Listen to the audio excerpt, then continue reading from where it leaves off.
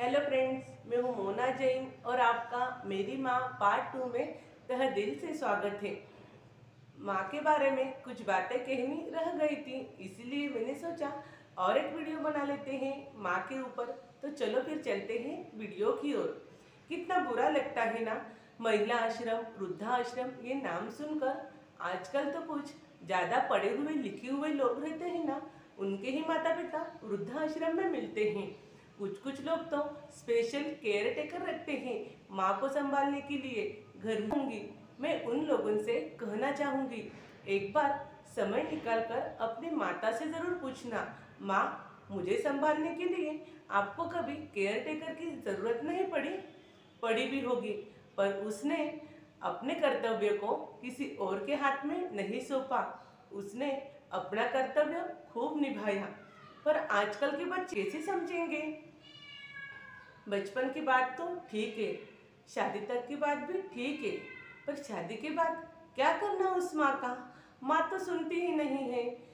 वही घिसपीट, वही रोक टोक, वही कंजूसी किया होगा उन्होंने। उनके ज़माने में बहुत काम, अभी थोड़ी ना इतना होता है, थोड़ा भी एडजस्ट नहीं करती। बस बस बस, कितनी शिकायत करोगे अपनी माँ से? कुछ कुछ अक्लमंद लोग तो बड़ी शान से कहते हैं, हम हमारी माँ को घर में कुछ भी काम नहीं करने देते, सब काम मैं और मेरी बीबी करती हैं। पोछा लगाना, झाड़ू लगाना, बिस्तर डालना। मैं उन लोगों से कहना चाहूँगी, याद करो उन दिनों को जब तुम्हारी माँ तुम्हारे लिए कमर झुका झुका कर काम करती थी। सर्दी हो या गर्मी, उसके माथे पर कभी शिकंज नहीं आई।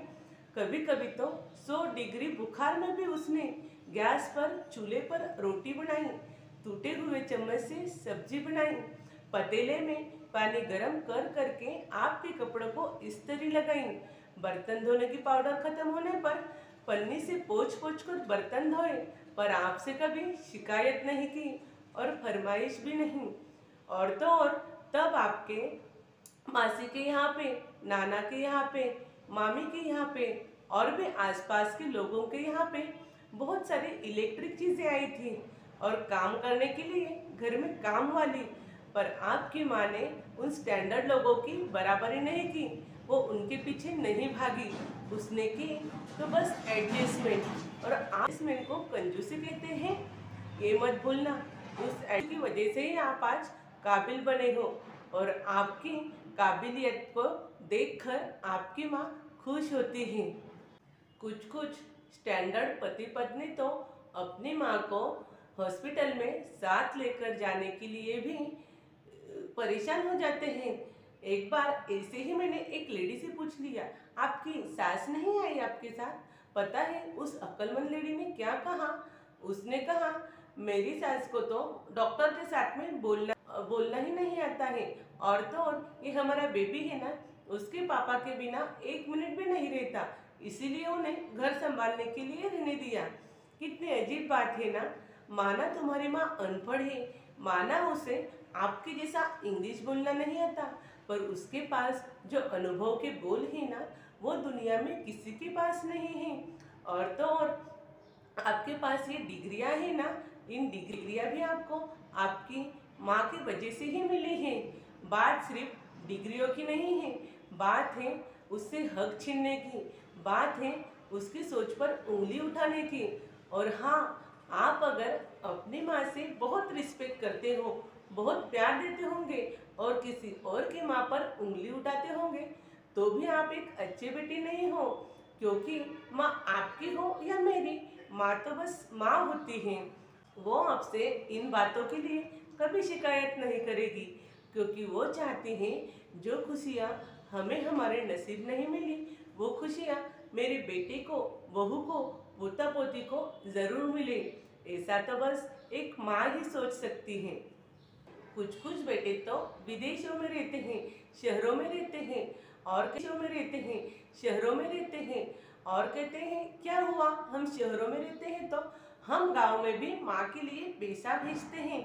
विदेशों में रहते हैं, शहरों में रहते हैं, और कहते हैं क्या हुआ, हम शहरों में रहते हैं तो हम गांव में भी माँ के लिए पैसा भेजते हैं। और तो और उनके टीवी, वॉशिंग मशीन, फ्रिज सब चीज़ें अवेलेबल करके देते हैं। ये भी बात ठीक है, पर ये तो बस सुविधाएं हैं और इन सुविधाओं के बिना आपकी माँ रह सकती है। आपके आपके माँ को तो आपकी ज़रूरत है, उसे ज़रूरत है एक ऐसे बहू जो उसके परिवार को एक साथ समेट ले, जो उसके परिवार को एक साथ संभाल के रख सके। आपके ऐसे दूर रहने से, शहरों में रहने से आपके माँ को आपके माँ को उसके प्यार का बंटवारा करना पड़ता है। उसे सोचना पड़ता है, मैं मेरा प्यार बड़ी बहू को दूं या छोटी बहू को, पोते को दूं या पोती को। वैसे तो माँ के पास में बहुत प्यार होता है और वो अपने अपने बच्चों को, सभी को एक जैसा प्यार ही करती हैं। पर आजकल की बहुओं को ना बहुत शिकायत रहती है, हमारी सास हमें माँ के जैसा प्यार करती ही नहीं। मैं आपसे पूछती हूँ, क्या आप करते हो आपके सास को माँ जैसा प्यार? नहीं। अगर आप करते हैं तो आपकी सास को उसके दुखगणित, उसके आंसू उनके बेटियों को नहीं बताने पड़ते और उनके आंसू पोंछने के लिए उनकी बेटियां नहीं आती। ये बात तो आपको समझना पड़ेगा। इन बातों के लिए वो आपसे कभी शिकायत भी नहीं करती।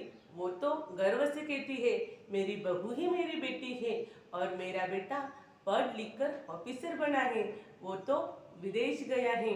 नहीं कहती आप अपनी नौकरी छोड़कर अपने माँ के पास आके बैठ। पर आप होली दिवाली के त्योहार तो माँ के साथ सेलिब्रेट कर ही सकते हो ना। होली दिवाली की मिठाइयाँ पूरे परिवार के साथ एक साथ बैठकर खा ही सकते हो। तो क्या हुआ, परिवार बड़ा होगा तो थोड़ी नोकझोंक होगी, पर मिठाई के साथ में नमकीन भी तो जरूरी है ना। और इससे आपकी माँ की खुशियाँ दुगनी हो जाएगी और आपकी अच्छाई। अपनी माँ को बहुत प्यार दो, बहुत रिस्पेक्ट दो, क्योंकि जब माँ ना रहे तो आपको पछताना ना पड़े। और जैसा व्यवहार आप उनके साथ में करोगे वैसा ही व्यवहार आपके बच्चे आपके साथ में करेंगे। समय रहते अपने पेरेंट्स को अपना लो, उन्हें बहुत प्यार दो, बहुत सारी छोटी मोटी प्यारी प्यारी कहानियाँ संजोग लो। क्योंकि जब आपके बच्चे आपसे पूछें, पापा पापा मेरे दादा दादी कैसे थे, तो आप उन्हें ये मीठी मीठी कहानियाँ सुना सको। मैं ये नहीं कहती, ये वीडियो में बताई हुई हर गलती हर बेटा करता है। कोई बेटे अच्छे भी होंगे, किस किस की कोई बेटों की मजबूरी भी होगी। पर मैं ये कहती हूँ, आप पढ़े लिखे हो, आपके पास आज की सोच है, तो आप हर बात का सोल्यूशन निकाल सकते हो। तो इस बात का भी सोल्यूशन जरूर निकालेंगे, इस बारे में सोचना जरूर। आज के वीडियो में कुछ बातें बहुत कड़वी हो गई, इसीलिए मैं आपसे क्षमा चाहती हूँ। चलो तो फिर मिलते हैं अगले वीडियो में। तब तक के लिए स्टे हैप्पी, स्टे हेल्दी। और वीडियो अगर अच्छा लगा हो तो शेयर, सब्सक्राइब और लाइक ज़रूर करना।